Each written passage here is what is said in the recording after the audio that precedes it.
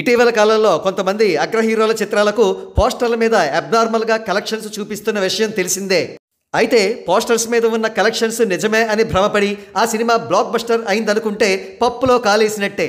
ఉదాహరణకు ఇటీవల ఒక అగ్ర హీరో చిత్రానికి పోస్టర్స్ మీద భారీగా కలెక్షన్స్ చూపించారు. కానీ వాస్తవానికి ఆ సినిమా కొన్ని ఏరియాల్లో బ్రేక్ ఈవెన్ కాలేదు, కొన్ని ఏరియాల్లో మాత్రమే అయింది. వెరసి ఆ చిత్రం కేవలం యావరేజ్ హిట్ మాత్రమే అయింది. కాగా కొన్ని మీడియా హౌసెస్ రిపోర్ట్స్ ప్రకారం తాజాగా ఆ సినిమాకు సంబంధించి ఒక దిగ్భ్రాంతికరమైన విషయం వెలుగు చూసింది. అదేమిటంటే తమిళనాడులో ఆ చిత్రానికి ఏకంగా 60% లాసెస్ వచ్చాయి. ఆ సినిమా పిఆర్ టీం వారు తమిళనాడులో ఆ చిత్రం క్లీన్ హిట్ అంటూ ప్రచారం ఊదరగొట్టారు.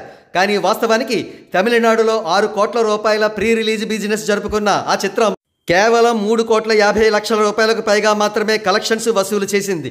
కానీ వారి ప్రచారం హిట్ అని చెప్పుకోవడంతో ఆ చిత్రాన్ని తమిళనాడుకు డిస్ట్రిబ్యూట్ చేసిన డిస్ట్రిబ్యూటర్ లబోదిబోమన్నాడు.